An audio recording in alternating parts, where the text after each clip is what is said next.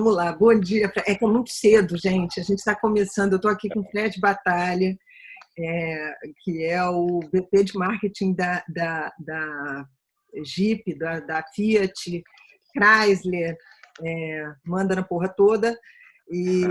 E a gente está aqui conversando super cedo numa sexta-feira. Então, foi o horário que a gente encontrou. Então, nem o computador está querendo acordar muito. Tá meio devagar, mas vamos lá. Fred, super obrigada por você estar aqui tão cedo no meio da quarentena. E vamos lá bater nosso papo. Obrigado a você, vamos nessa. Bom, primeira coisa, assim, a gente está falando de uma indústria super afetada aí pelo coronavírus. Muda um monte de comportamento e tal. E a gente está falando também de empresas que estão na Itália, né? Em Turim, e também nos Estados Unidos. Então, a Fiat na Itália e a Chrysler nos Estados Unidos. Todos dois também super afetados. Você deve ter... E aí a minha ideia é assim, que a gente fale um pouquinho do início da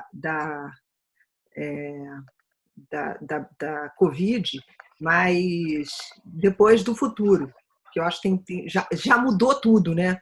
Assim, várias vezes, é muito louco. Desde o começo, quando eu comecei a fazer essas entrevistas, os sentimentos já são outros, assim, várias coisas já aconteceram, e parece que o tempo da urgência absoluta,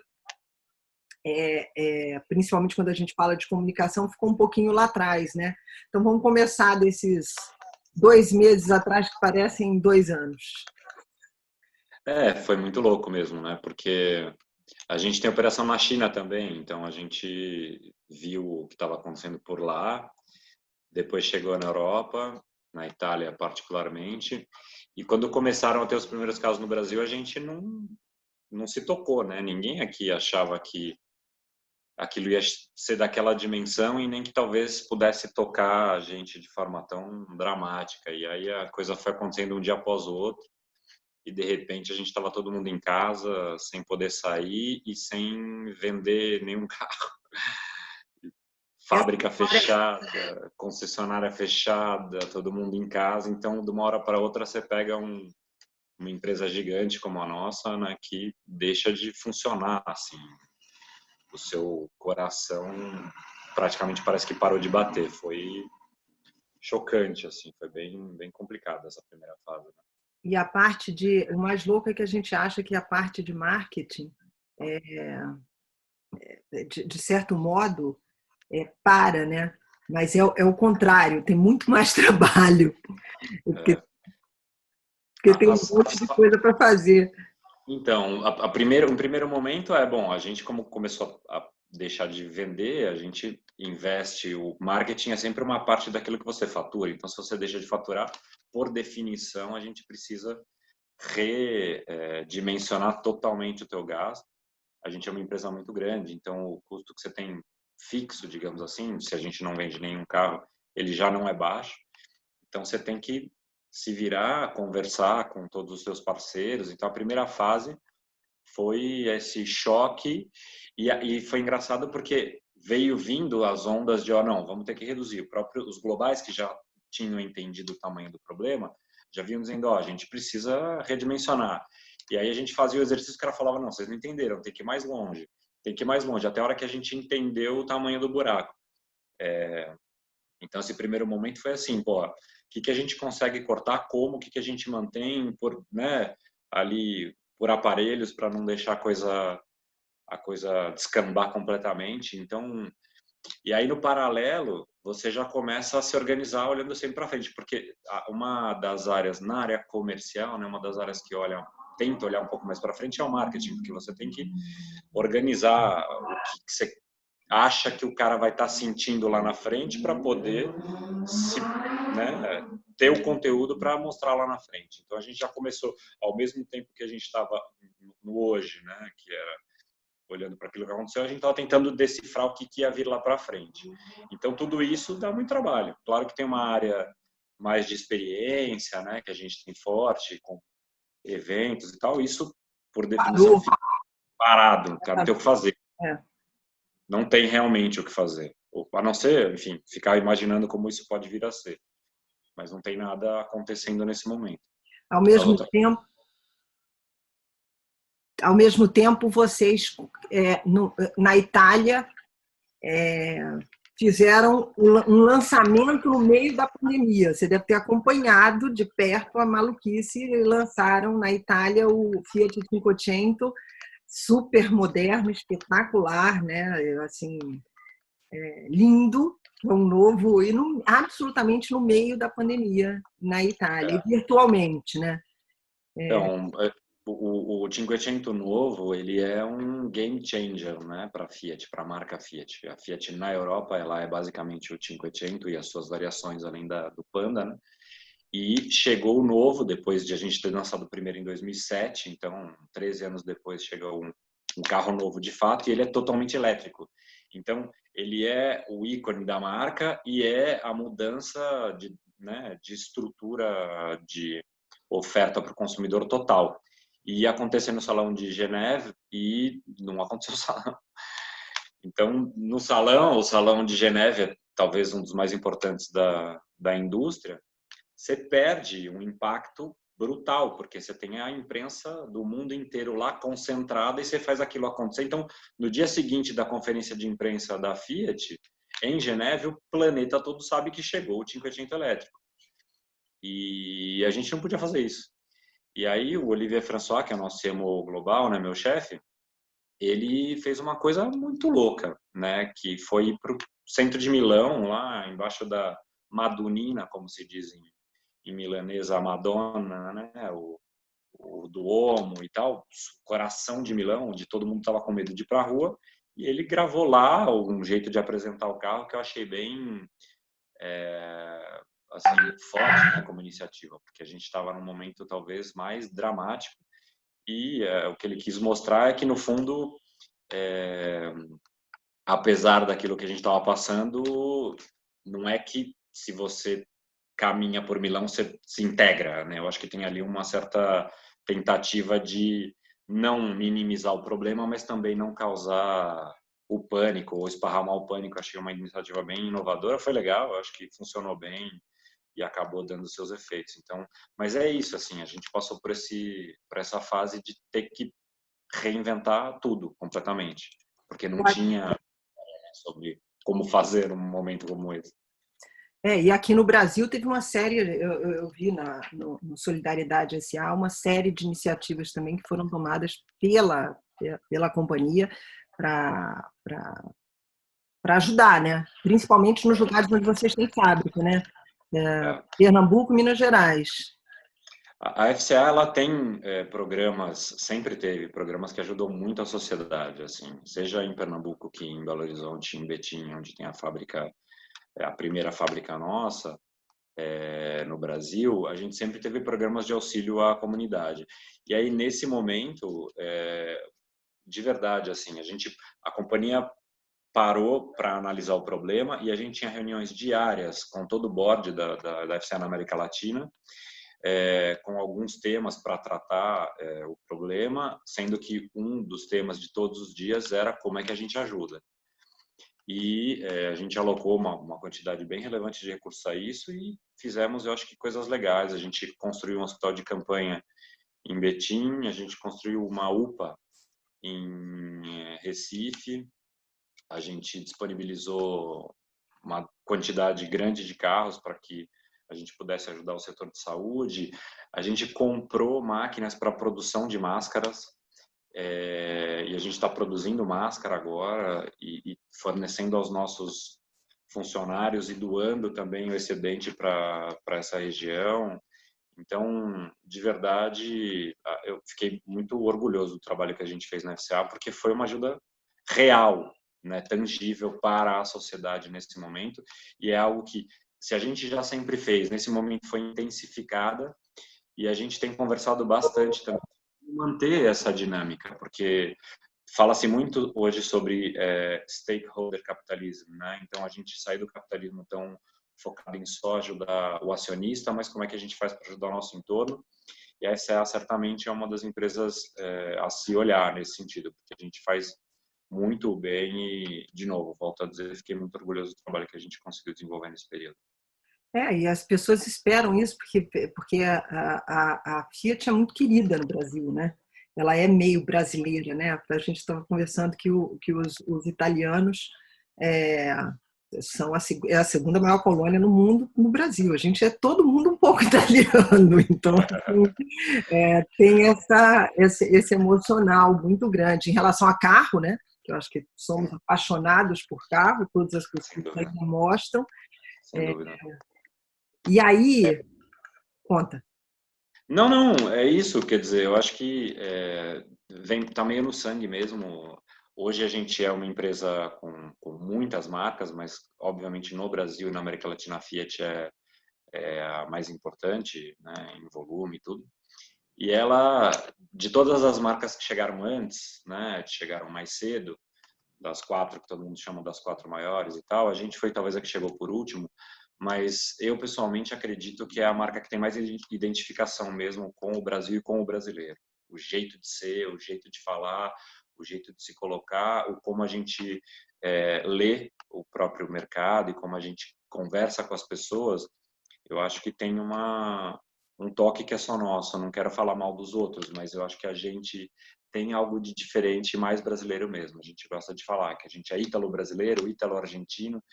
E o ítalo, como você falou, dentro do Brasil, dentro da Argentina, é basicamente todo mundo. Então, esse calor, essa coisa quente, nossa, latina, somos nós. Então, a Fiat bebe um pouco dessa fonte E do você é um país. super cara voltado para venda, para resultado, para eficiência. É, e, ao mesmo tempo, você é um puta cara calmo, assim, Na aparentemente. entrevista. Super calmo, assim, desde que a gente vem se comunicando, super tranquilo e tal. E aí, cara, você me contou um dado que é muito louco, né? Como é que se faz emocionalmente para lidar dentro de um mês em que você não vende nada, né? É aquela coisa Não, assim, meio, você tem que ter muita fé no futuro, né? Você fala, cara, eu acho que o fato dessa crise ter acontecido antes em outros países faz com que a gente saiba que ela termina, né? Não é como a Bolsa em 29 ou Lehman Brothers em 2009, porque era uma coisa que a gente não sabia para onde ia. Essa daqui a gente sabe que em algum momento vai acabar. Apesar do nosso país estar gerindo de uma forma um pouco caótica a saída, então talvez a gente vai demorar um pouco mais de tempo, sempre se soube que ela é uma crise com algum prazo de duração. Ela não vai ser tão longa. O momento mais crítico, a gente sabe que uma hora começa a sair. Mas o que a gente acabou fazendo nesse período foi que, como as concessionárias estavam fechadas, e então o único contato que a gente podia ter com clientes era virtual, a gente tem uma estratégia de mídia que ela é para preencher o funil todo, então a gente tenta conversar desde alguém que não está pensando em carro ainda até o cara que já está fechando o negócio. E nesse momento específico, o que a gente fez foi focar em preenchimento de cadastro. Porque se a pessoa preenche aquele cadastro, a gente pode contactar e entrar no em futuro. contato. Na primeira fase foi duro, porque apesar das pessoas estarem gerando esses cadastros, a gente entrava em contato com eles, eles diziam, você está louco? Você está querendo vender carro, não está acabando e tal. Mas foi só o momento inicial. Depois disso, a coisa começou a pegar. E o que foi muito legal é que deu uma acelerada na crença da rede em cima desse canal. E aí, para falar um pouco dos dados, como você mencionou, a gente tinha, dependendo do concessionário, até 50% dos cadastros não contactados. Na média, entre 25% e 30% desses cadastros não eram nem sequer contactados. E agora a gente passou para 100% de contato. Então, todo mundo é contactado pela rede de concessionários. O vendedor não tem gente entrando na loja, então o único canal que ele tem para trabalhar é esse. E aí é muito bom porque, enfim, todo mundo está falando isso, mas de fato eu acho que essa crise traz uma acelerada grande na digitalização, porque o vendedor, o consultor de vendas, ele passou a entender que a pessoa que deixa o CPF, preenche um cadastro na internet, se bobear, realmente quer comprar um carro. Então, tanto vale que você o atenda bem, converse e procure fazer o melhor atendimento para esse cara. Então, isso foi uma coisa que também deixou a gente focado nesse tipo de trabalho, ou seja, de novo, as vendas despencaram, né, caíram 90%, 95% no momento mais crítico, mas ela foi uma curva que caiu muito rapidamente, mas logo ela começou a voltar a subir. Então não é que você ficou lá embaixo no zero durante muito tempo, você ficou dias, não chegou a ser semanas vendendo nada na rede, na ponta.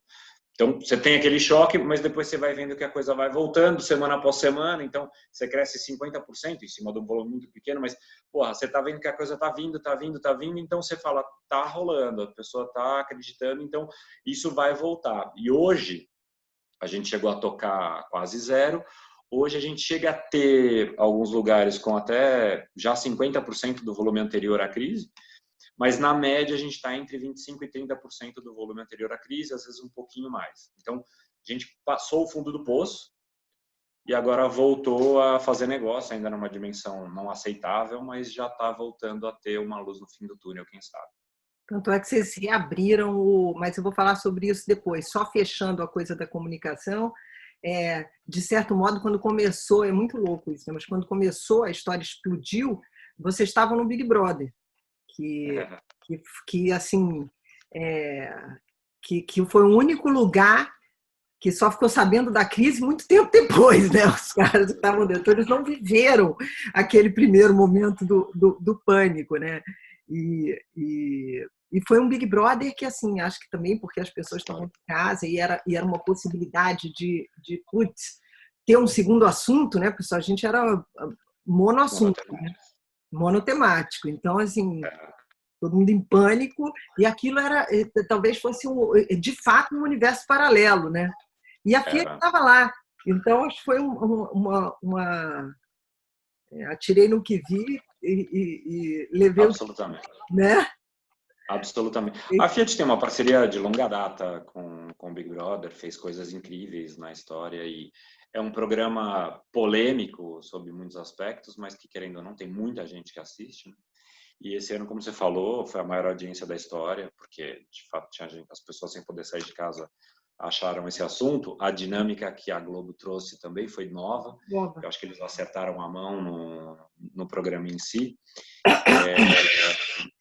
E então, assim, por um lado, a audiência alta e por outro, as pessoas também em casa muito antenadas no telefone. Então, você tem e a Globo fez um trabalho muito forte em cima de multiplataforma e de multicanal e de ter muita, né, rede social mexendo com isso. A gente surfou essa onda junto com eles, né? Teve a história do Babu, que ganha, não ganha, perdeu. A gente foi, viu ali uma coisa legal de fazer, deu o carro para ele, e aí aquilo muito comentado. Então, a repercussão para a marca e a amplitude do programa num momento como esse foi totalmente além daquilo que a gente imaginava. Então, isso faz bem, né? Faz bem, ajuda, é bom e a gente ficou muito feliz com o resultado.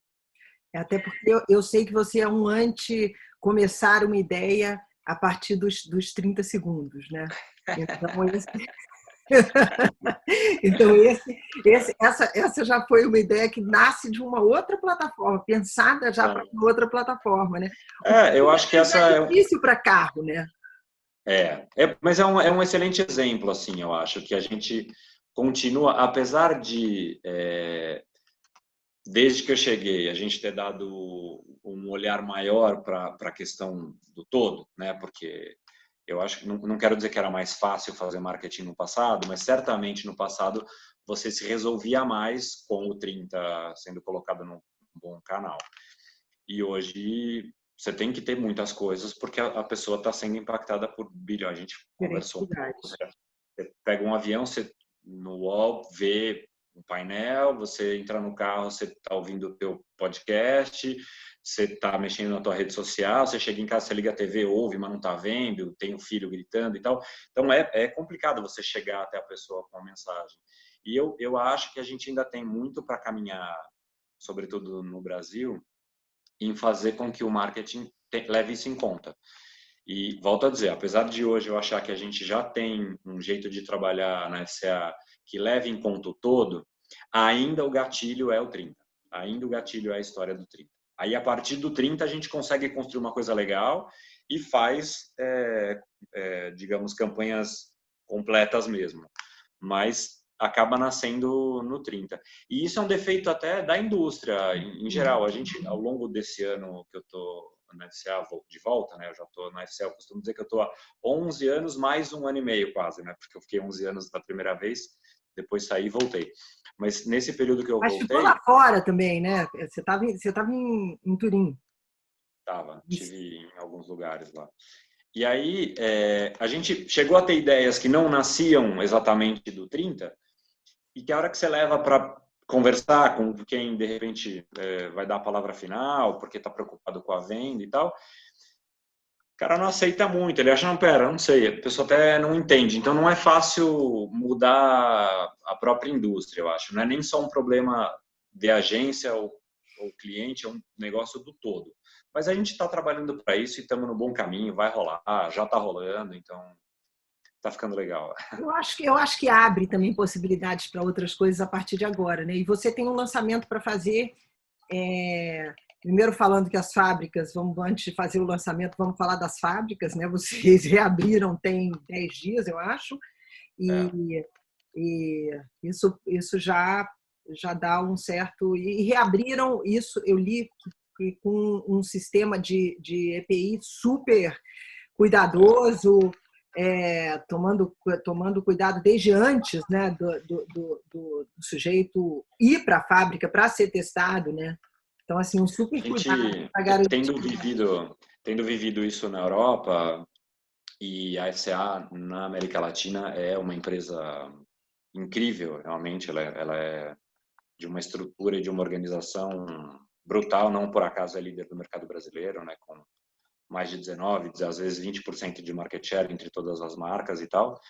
E eu comentei com você que a gente tinha reuniões diárias, né, com o board, e um dos temas era sobre o auxílio, mas o segundo tema, obviamente, era como a gente se organizava para a volta. Sempre foi.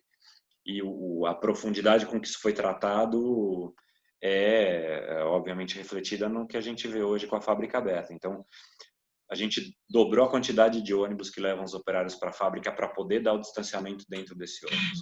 A gente produz máscara e fornece máscara para os funcionários poderem ir protegidos.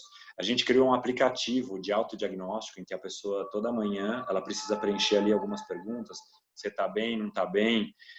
E a partir deste preenchimento, a gente já filtra pessoas que parecem que não estão assim tão bem. Lógico que o absenteísmo aumenta muito, mas nesse momento a gente precisa filtrar além da conta e não a quem, para não correr. Dentro da fábrica, distanciamento na linha, separadores de acrílico no refeitório, controle de temperatura por câmera térmica, termômetro ao longo do dia. Então, é um controle maniacal. A gente tem uma coisa que é chamada Esquadrão Covid, que são alguns responsáveis pela fábrica que passam o dia nessa busca meio aleatória de entender se a pessoa está bem, não está, e ao primeiro sintoma a gente realmente manda a pessoa para casa, depois organiza para que se façam os testes. Então, eu acho que se a gente conseguisse fazer com que todo o país se organizasse dessa forma para uma volta segura, a gente estaria em outro lugar hoje.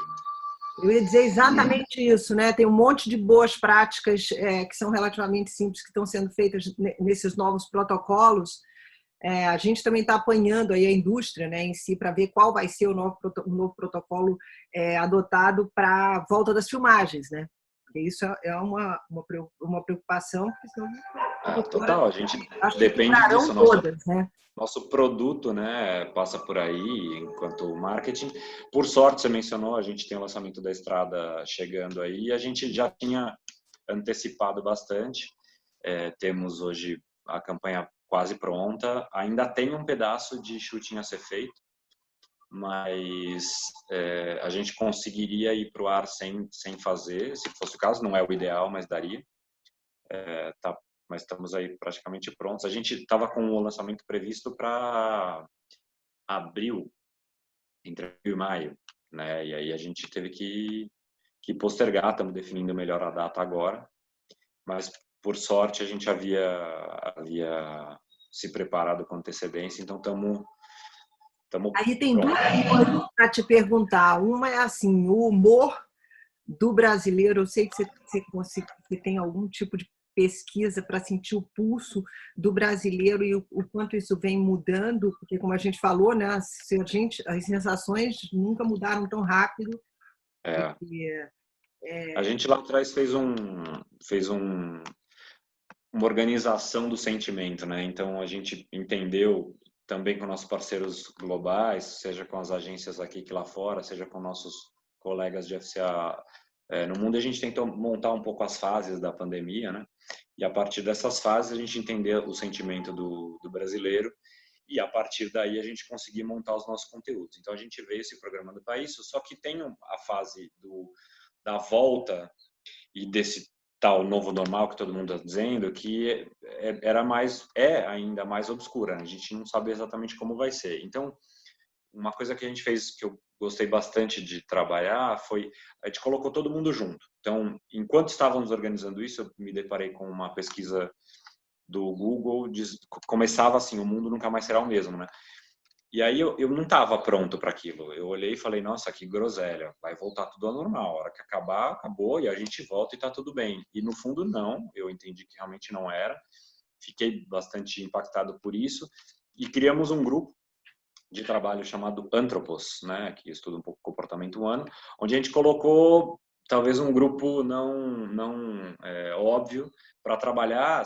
Colocamos a agência da Jeep e a agência da Fiat para trabalhar junto com o Google, junto com a minha equipe, e a gente montou essa galera para estudar tudo que estava sendo publicado, fazer pesquisa e tal, e tentar usar um pouco a nossa bola de cristal para prever o futuro. E chegamos a uma série de conclusões. Claro que isso é uma coisa viva, esse grupo vai continuar trabalhando. Na verdade, a gente imaginou que daqui para frente vai ter revisões constantes, porque o comportamento vai mudar sempre, mas a gente já tem uma ideia a partir desse estudo de como a gente acredita que vai estar o sentimento mais lá na frente, como vai ser o comportamento do consumidor, como é que vai estar se desenhando o mercado automóvel. Então, tem coisas que a gente dividiu em três, né? Os novos hábitos ou digamos, novos comportamentos, os que já está rolando e deve continuar, os que estão começando a ser acelerados e os novos mesmo, que vão começar a chegar lá na frente. E para cada um deles, a gente tem uma ideia de o que fazer e como conversar. Mas é engraçado que a gente tem organizado essa volta. Então, digamos que eu tenho o segundo semestre definido, mas à medida que passa o tempo, eu mais acho que a gente ainda não está pronto. Precisa fazer mais. A gente bateu o martelo sobre um negócio semana passada, assim, para você ter uma ideia. Ah, não, puta, isso aqui é top. Legal, fechou. E aí, ao longo da semana, a gente foi entendendo que talvez não. Então... Isso é muito legal, né? Porque assim tem esse novo comportamento de você não ter culpa de não ter certeza de porra nenhuma, né? Então, assim, isso dá uma liberdade, isso dá uma liberdade emocional de fazer mudanças e rápidas e tal, que é muito interessante, porque você tem menos medo de errar, logo você arrisca algumas coisas mais ou menos, né? Isso é bacana. Mas tem que ser assim sempre, eu acho, né? Então, muda um comportamento para daqui que talvez te dê uma licença ali para frente, né? Pode ser. Tomara. Eu acho que sim. Eu acho que vai rolar.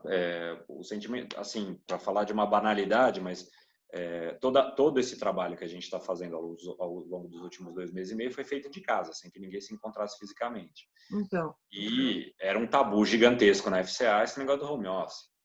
Então, e a mesma coisa como você está dizendo agora, a gente poder testar, errar, fazer e refazer, voltar, aprender e tal, deveria ser o cotidiano de todo mundo. Tem sido mais agora, porque efetivamente as coisas têm mudado muito rapidamente e a gente está trabalhando para que isso continue sendo aceito, né? O erro na indústria automobilística é uma indústria que ela vive de projetos muito caros de muito longo prazo. Então errar pode custar a falência, literalmente. Então por isso eu acho que a aceitação ao erro ela é muito pequena. mas ela precisa ser olhada de outra forma, porque não adianta. Se você não tolera o erro, você acaba deixando a pessoa insegura e ninguém arrisca. A gente sabe como é que é. Não dá boas ideias. Não dá boas Essa ideias. Eu história acho de que trabalhar em casa não foi só para vocês, né? Acho que algumas para indústrias, todo mundo, né? e agora já tem jurisprudência, agora danou-se. Já era. Agora já se sabe que de alguma forma funciona, né? E, É, e vocês vão tomara, sim. tá? Eu me coloquei até como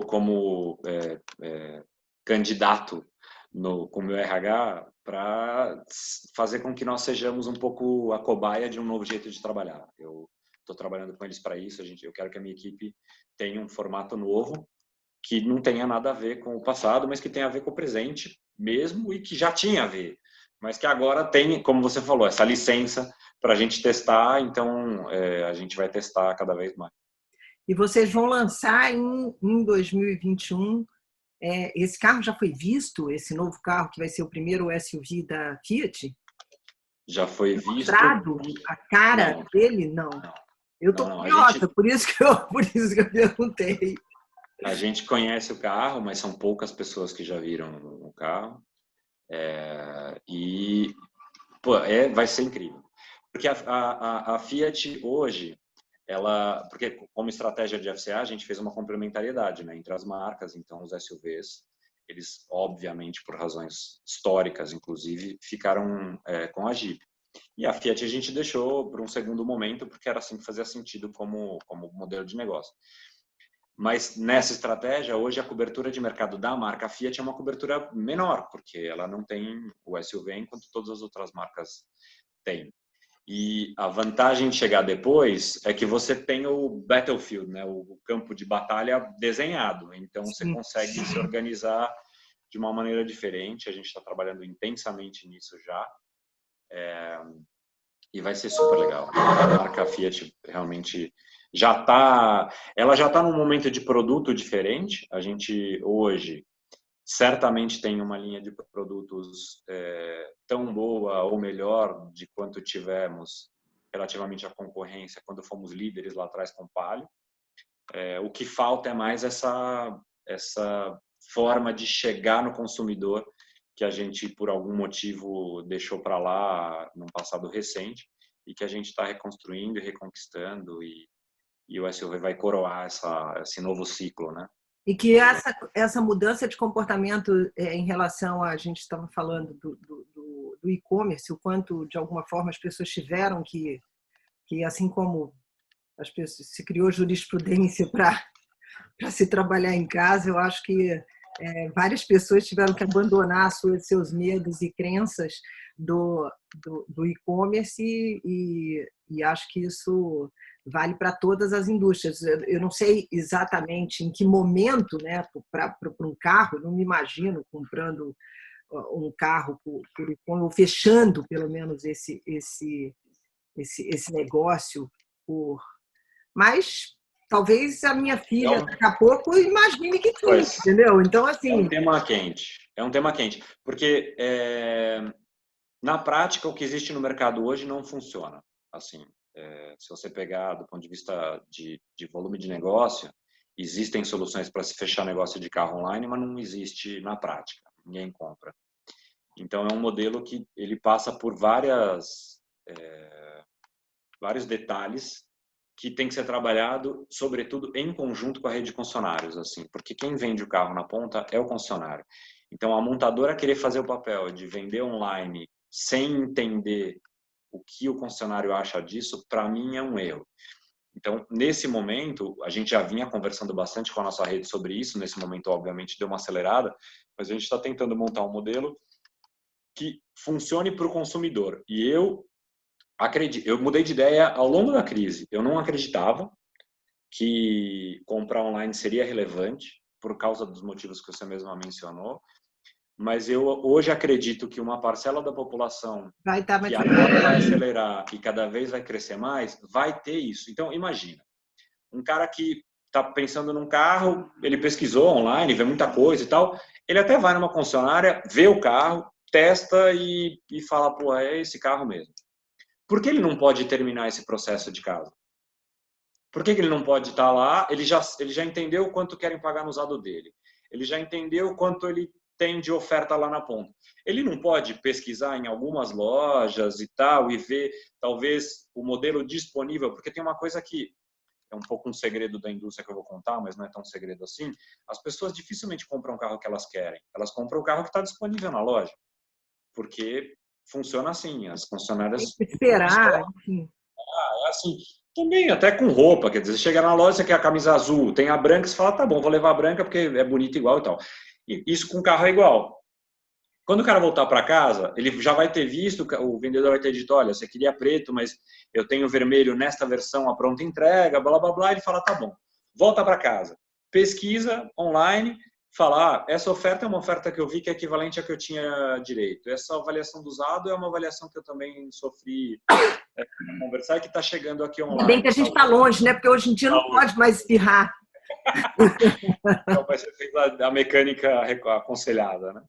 E por que ele não pode fechar esse negócio online?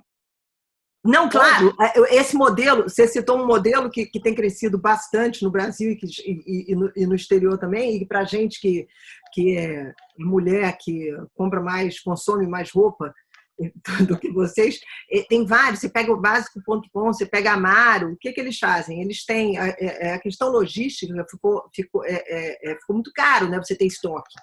Então, é uma coisa meio parecida. Se você consegue unir isso daí, você mostra, e depois você... É o mesmo raciocínio. Eu vou na loja, eu visto, acho que é legal e tal, mas eu tenho que fazer minha compra online. Eu tenho vantagens nisso. Pode ser um modelo. Então, é um modelo muito interessante de se levar para outras coisas, porque é exatamente assim que funciona. O estoque não fica, tem um estoque num determinado lugar que é gigante, ou em 3, né? Depende da onde você está, da questão mas é pura logística, né? Que é um troço que vai...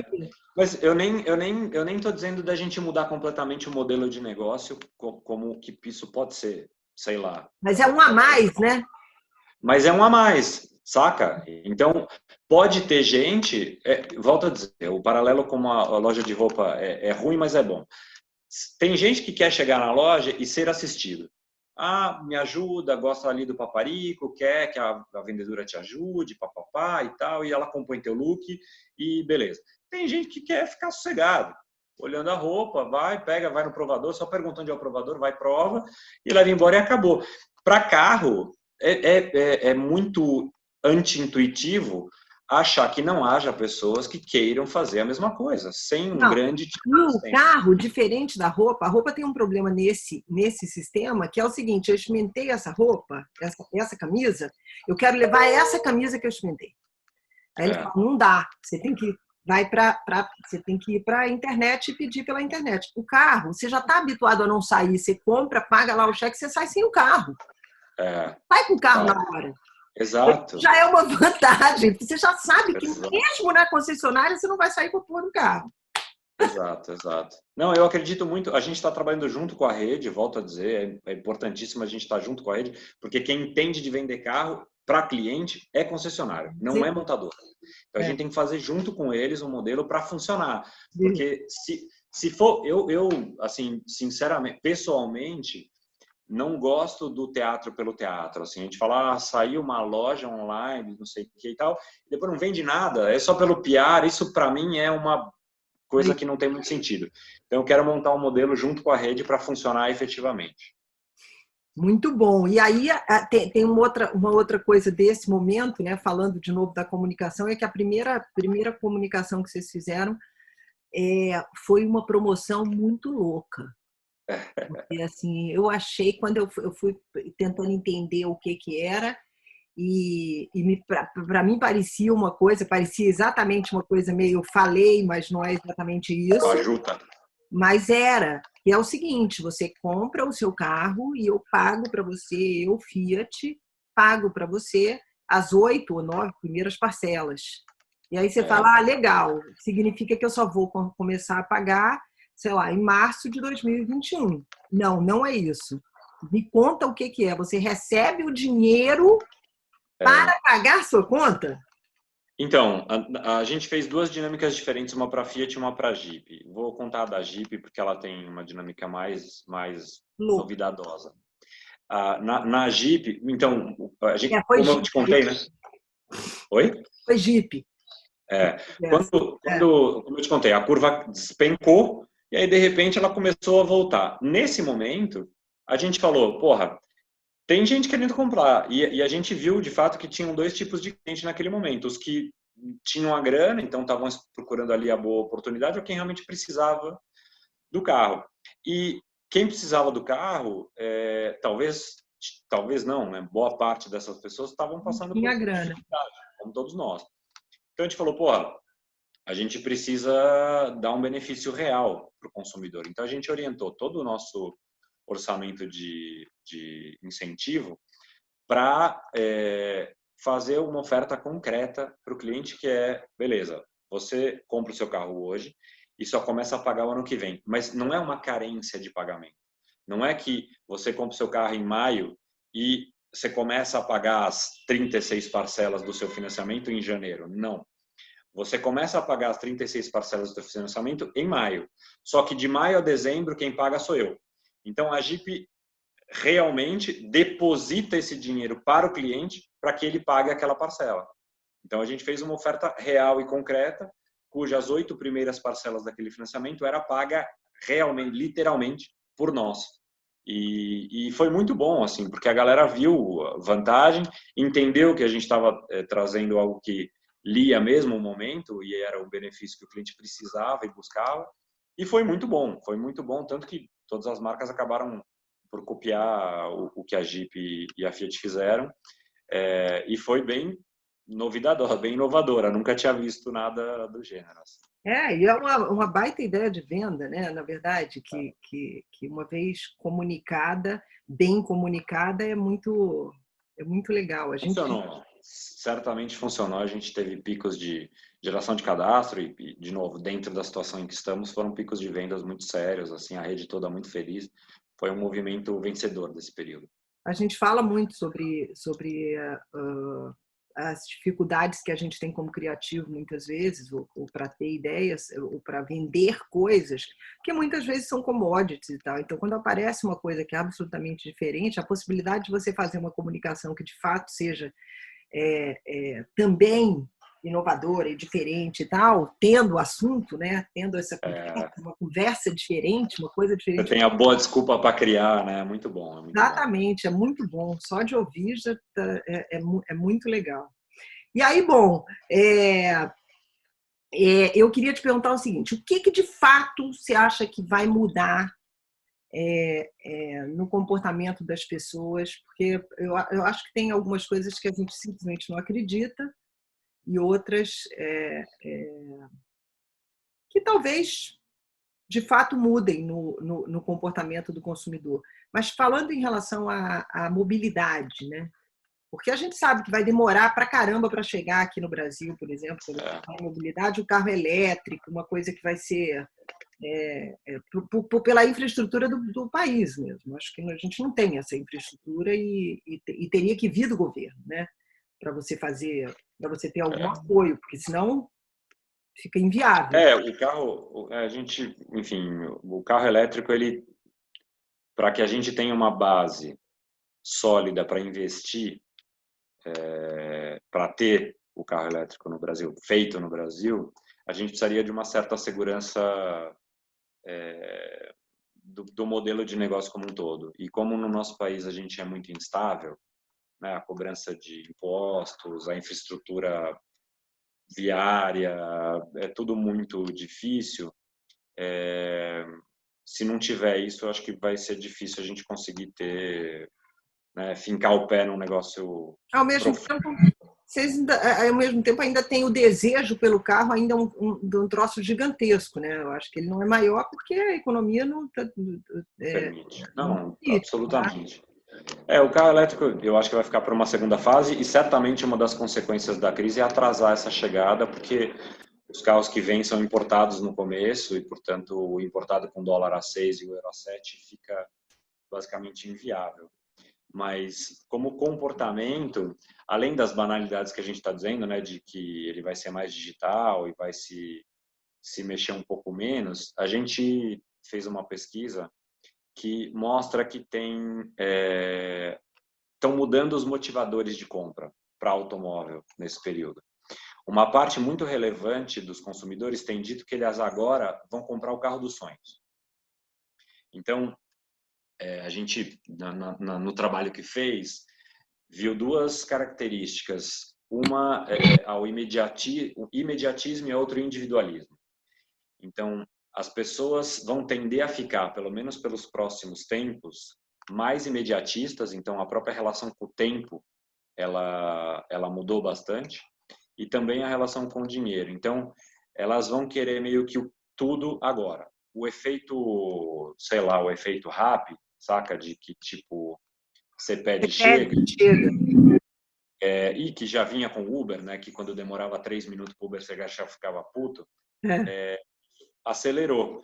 Então, a gente tem visto que os motivadores de compra de automóvel para esse período vão estar muito nisso. Então, é a compra da celebração, sabe? Opa, tô saindo dessa crise, então agora vou torrar o que eu tenho para quem teve a sorte de ficar do lado da ampulheta. Com emprego, né? Isso, né? Porque essa é uma coisa que vai acontecer, né? A desigualdade social vai aumentar muito. Então a gente vai espremer a classe média ainda mais, deixar quem era pobre ainda mais pobre, e não vai poder fazer nada além de andar a pé e andar de ônibus, não vai ter jeito. E tem a outra parte da ampulheta que vai ser quem vai ficar com esse recurso e vai poder fazer bons negócios e querer comprar. Tem uma parcela que é menor do que em outros países, mas pelo motivo que você mesma falou, que tem a ver com deixar de querer andar de Uber e de transporte público. Mas as pessoas que faziam isso no Brasil eram aquelas que têm o consumo consciente, e a nossa sociedade de consumo é uma sociedade de consumo recente. Então, o consumo consciente na nossa sociedade de consumo é muito pequeno, tem muito pouca gente que faz isso. Então, de todos os fatores que motivam a compra de um carro, na volta, essa parcela é a parcela menor. Então, isso não vai ser tão relevante assim para a geração de negócio nesse primeiro momento. Talvez, à medida que a economia volte devagarinho, a gente comece a ter uma parcela maior da população querendo sair do transporte público e do Uber cada vez mais. O desejo existe, mas é óbvio que a pessoa que gastava 7, 8, 10 reais por dia para andar de carro, para andar de transporte público, para ela andar de carro, ela vai ter que dar um salto grande, né? Agora, o carro, você falou aí um negócio que vai voltar a ter, a gente já passou por essa fase lá atrás, e o carro nacional, o carro produzido no Brasil, né, passa a ser mais competitivo, porque, como você falou, não só para os carros mais evoluídos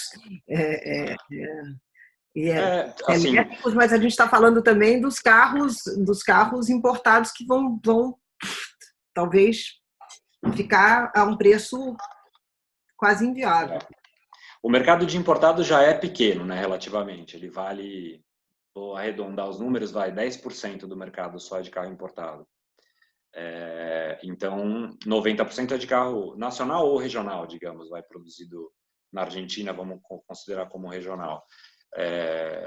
A tendência, assim, é difícil dizer se vai mudar a proporção, porque, como eu falei, a gente vai ter esse efeito ampulheta, então a gente vai ter espremer a classe média. Então, quem comprava um carro importado de 150 a 200 mil reais, talvez sejam pessoas que têm capacidade de financeira. Tem que ver se ele vai pagar 210 ou 220 ou se ele vai ficar no de 100 e... Os carros brasileiros também vão subir de preço por definição. Assim. O impacto do dólar na cadeia produtiva automotiva ainda é muito alto.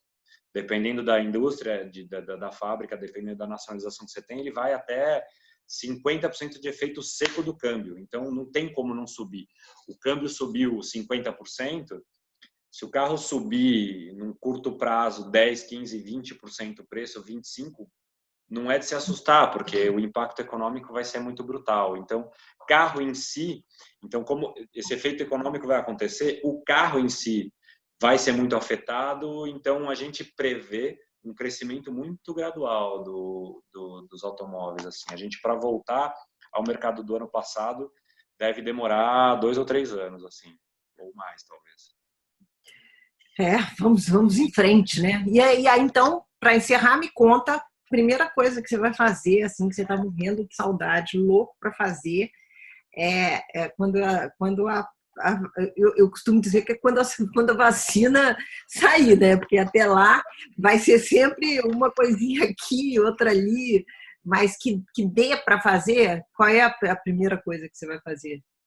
Eu vou O retomar mais minhas férias. principal. Eu voltei para a FCA, então, por definição, eu não tinha férias. Então, eu tinha organizado as minhas férias para junho. Então, eu hoje, ou daqui a alguns dias, estaria partindo para a Croácia e para Lisboa, que é a terra da minha esposa. E então, certamente é isso que eu vou tentar fazer umas boas férias, porque depois de 13, 14 meses de FCA, tinha uma coisa que eu precisava, eram algumas boas férias, mas vai ter que ficar para um segundo momento.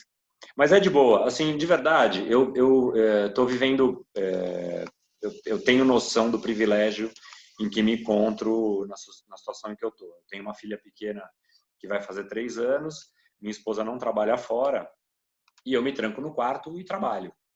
Quem tá louca é ela, louca no sentido de que é muito pesado para ela para passar o dia todo fechado com a criança, e eu ajudo no que posso, mas é sempre pouco.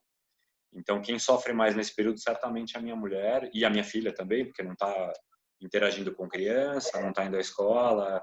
Então, para elas é realmente muito mais difícil. Para mim, eu estou vendo muito bem esse momento, porque, de novo, trabalho em casa e a gente está sendo muito produtivo.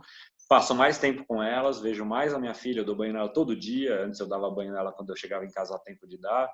Janto, almoço, tomo café com elas. Então, eu estou vivendo esse período muito bem. Então, para ser sincero, não é que eu esteja, oh meu Deus, quando voltar, o que Não, faria? tem coisas interessantes, porque vai ter certas coisas que a gente não vai querer mais abrir mão, né?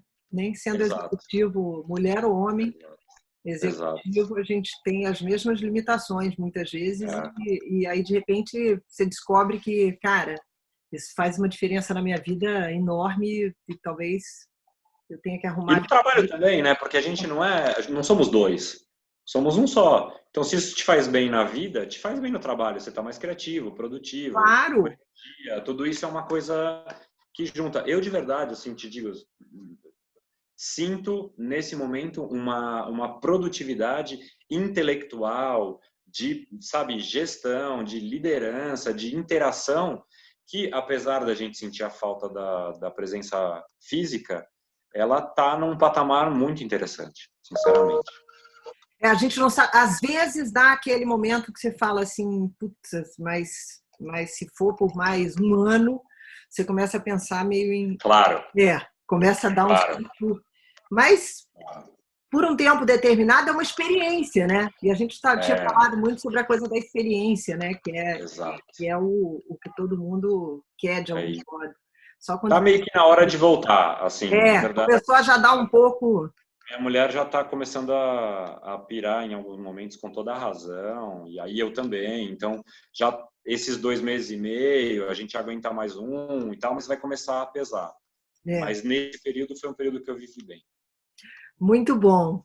Fred, sensacional. Super obrigada, foi muito legal. E eu sempre tenho que fazer meu dever de casa aqui de estudar um pouco a indústria da qual a gente vai conversar, e acho que tem muitas coisas interessantes, né, em cada uma delas. E a indústria automobilística é extremamente forte e relevante aqui para o Brasil, e foi muito legal conversar com você. Muito bacana. Obrigado você, foi um prazer, eu adorei. Acho que é muito legal, pode contar sempre que quiser, estou à A disposição. ideia é exatamente a gente poder aproximar mais a coisa do negócio, da indústria, de ouvir vocês, porque não é todo mundo que consegue ter acesso ao diretor de marketing, aos big shots dos clientes, né? Então, a gente está falando aí de um monte de gente da comunidade criativa, né? Não só de agências, mas de produtoras, de uma série de É. pequenos, médios, grandes fornecedores também para vocês, e que podem ter E oportunidade de. tomara, né, que o seu trabalho de fato é muito legal, porque essa aproximação só faz com que a gente tenha uma orientação mais alinhada, né? Isso. às vezes acontece de não ser, então eu acho muito legal você fazer esse papel de levar para todo mundo do mundo criativo uma visão de negócio, porque no fundo tudo isso é só para a gente fazer negócios de uma maneira melhor. Então, parabéns pela iniciativa, Mas muito legal mesmo. estou aqui fazendo meu papel no clube. É uma ONG e a parte de graça para a indústria está indo aqui. Bom. Tá bom, Fred. Obrigadão. Bom dia para você. Bom Tchau. dia.